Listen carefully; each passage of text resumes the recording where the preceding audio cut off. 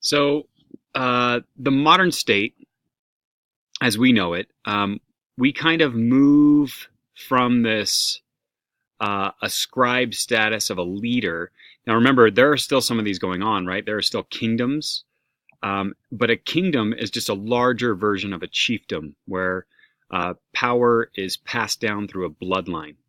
Um, the modern state, as I'm calling it, is what we're used to with modern democracies, where we get a return to achieved status. Again, we vote on representatives or the president, and they do not maintain power for their life, or nor do they pass it down to their kids.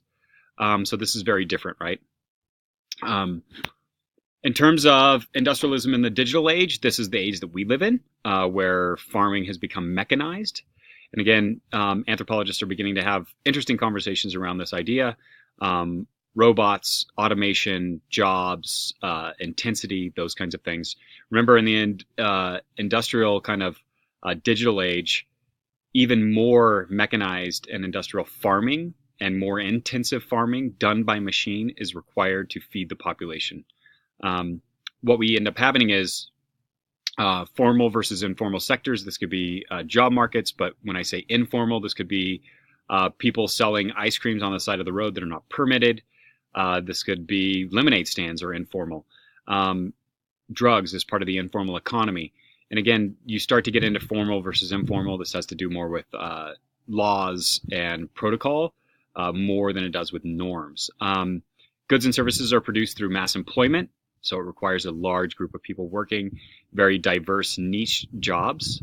And agriculture and basic needs, that top level, feeding yourself, become less valued.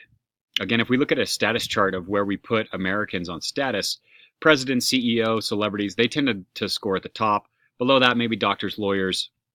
But at the bottom, we're talking about, again, I grew up on a pig farm. Status was definitely apparent, right? We were the pig farming family when I went to school or whatnot. Status is associated with jobs, right? So farming tends to be lower unless you're one of these farmers who are growing cash crops like grapes in the North Bay or almonds in the valley, right? So if you're not a large scale farmer, you're just a family farmer. If you're a laborer, those jobs tend to fall lower on the prestige, which is cultural value, which then ends up having less status or power in society.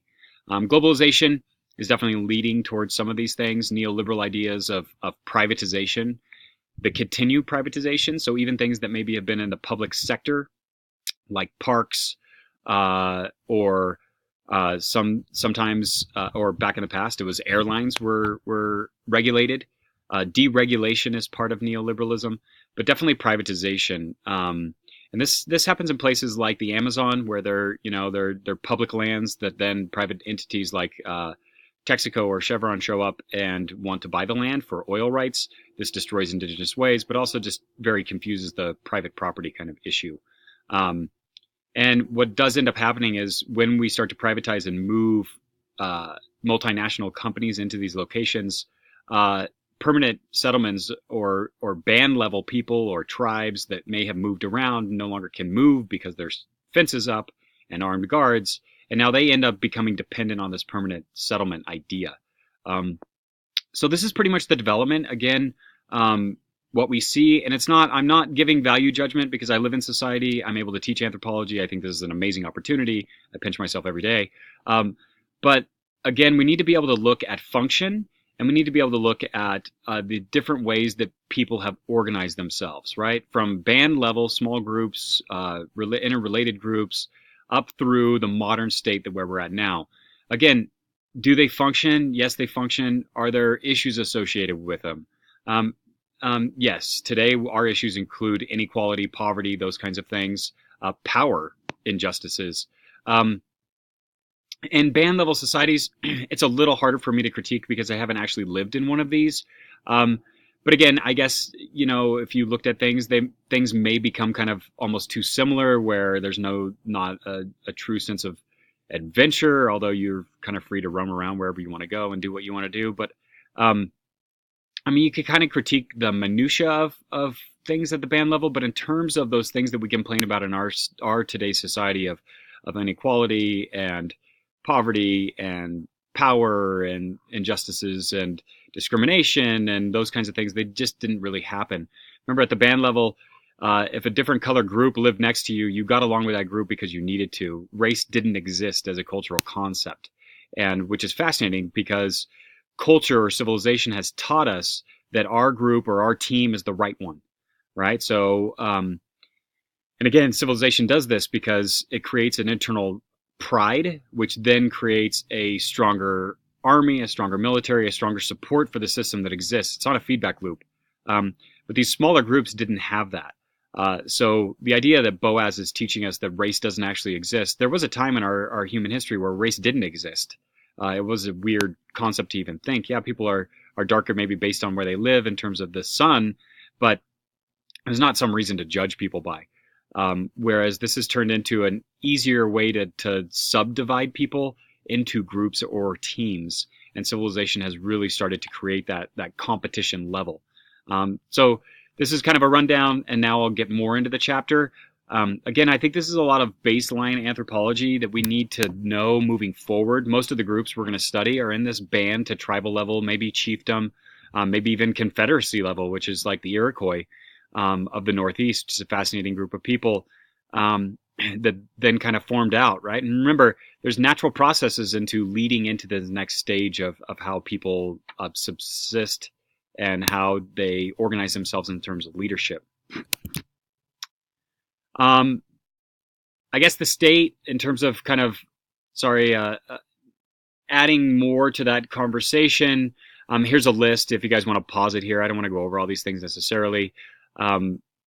These terms are kind of more for a sociology class, but these are some of the things that definitely affected Native Americans. Neoliberalism is basically kind of that idea that you start to kind of take power through globalization and to a certain degree, westward expansion in terms of turning public land into private land was a form of this.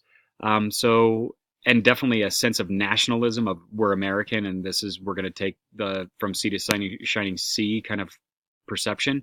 These are all processes that were part of the policies that impact the Native Americans that we'll talk about later in this week's content. Public versus private property. I've touched on this, and it's really, really hard for us to understand this. We're taught, we might be taught to share things, but at the end of the day, it's still mine, and it's still kind of my property. And we're taught to be very,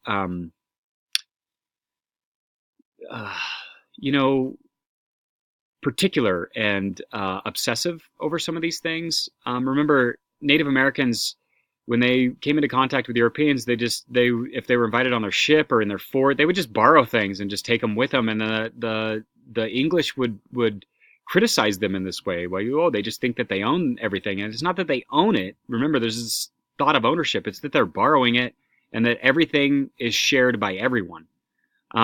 It's a worldview. To view everything as public is very hard for us to do because we haven't been brought up this way, right? Even when we're kids, we start to claim things. And to be honest, this is one of those Lord of the Rings moments where, Gollum is my precious. We are raised to think that everything that we own is our precious, to putting up trespassing signs, which is our property, and to just owning material items. Native groups, band level, egalitarian groups, these people, especially the Native American peoples, just did not have this mentality. Everything was public. To fence off something would have been offensive. To think that you own a piece of this earth or land would be offensive. They would not understand it because it's not part of their language, right? And language is how we think. And ownership was not, you could never own a piece of Mother Earth. It just doesn't work for them. And it doesn't work for them because it's just profoundly the opposite of the way that they think. So really, when you're thinking about public-private, really try to dive deep into what are some of those things that you just don't care if people borrow, or even return in a timely manner, right? This gets into the idea of reciprocity that we'll touch on for sure down the road. But realize that public property versus private property is a monumental uh, worldview shift, right? And it had astounding effects on the relationships between Europeans and the native peoples. And I would say that this probably formed the first conflicts. If you have a group that shows up that then starts to build in a fort to surround themselves, uh, if you are the group that has been there where you are free to occupy every piece of inch of land around, you look at this and it looks like an atrocity. This does not look like a natural thing to happen. You start to ask yourself, who are these people? What are they doing here? What are their intentions? You now have to start to analyze these things, and that's what the natives did, and it does end up starting to form conflict. Um, European colonies, the Norse colony in Newfoundland, 1000 AD, found by Leif Erikson, didn't last long. There is evidence they did exist there, but they retreat back to Greenland. Columbus, 1492. This is really when we start to see some major contact. In terms of the natives getting here, right? I briefly touched on it, but your book does a decent job. Remember, when I went to school, the Bering Strait land bridge was all that anybody talked about. Clovis Folsom site. This is our evidence, right? 12,000 years ago, 12 to 20 is what they've backed it up to. Currently, there's a theory, and I don't know how much I've touched on this before, but there's a theory called the Kelp Road. And again, this is all about natives actually getting here. When did they actually get here? And I wanted to kind of go back before I get into the colonial contact. The Kelp Road basically is saying that people probably came by boat along the coastline for a long, long period of time, even backing it up maybe 30 to 40,000 years. Now, archaeologists haven't confirmed all these dates, but a big reason why is because sea levels have risen 500 feet over that time period, and most of the sites that would have been related to this Kelp Road are underwater, which makes it very difficult to study. People are starting to do interesting studies around that. So if we're looking at people getting here, let's back it up to 30,000, say. That's a long period of time before they have contact with these outsiders, and especially Columbus, right? We're really looking at, 31,000 years, something close to that, 20 to 30,000 years of being kind of on your own, blood developing in a founder's effect kind of way. Again, that's a physical anthropology term. Not much. The only kind of interbreeding you have is with the groups that were actually here. So again, some fascinating kind of things around early arrival.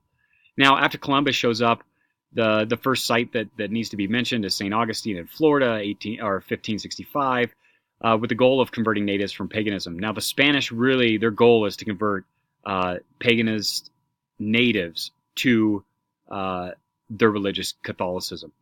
Encomiendas was a feudal system, a land ownership system under the Spanish rule, power distribution, and enslaved and controlled the native groups. Early explorers, European colonies, France and Russia were not into converting natives, but saw them as economic partners in the fur trade. This is why when you talk about early colonists, the French were actually preferred by the Native Americans. It went French, British, American colonists in that order in terms of who the Native Americans preferred. When the Americans won the Revolutionary War, the natives were not that thrilled. And one of the reasons why is because the American colonists were the most harsh in taking over their land. The English started to form permanent settlements a little bit before 1607. They tried on a couple islands out in kind of the North Carolina, Virginia area. Didn't necessarily last. Roanoke Island, I think, is the name that was early. It's been a while since I've done the world history thing, or U.S. history thing. English settled in Jamestown, 1607, Plymouth, Massachusetts, and they wanted land. So the English wanted land, not necessarily to convert Native Americans, but they definitely wanted land for colonies, which is going to cause conflict. And it's not that the colonists are opposed to converting the Native Americans, but land is their goal. So land by the English. The French and Russians were definitely into economic fur trade partnerships. And then the Spanish wanted to convert, along with basically take the gold from the natives as well, right? The Spanish sold and enslaved natives, which was also different among these groups.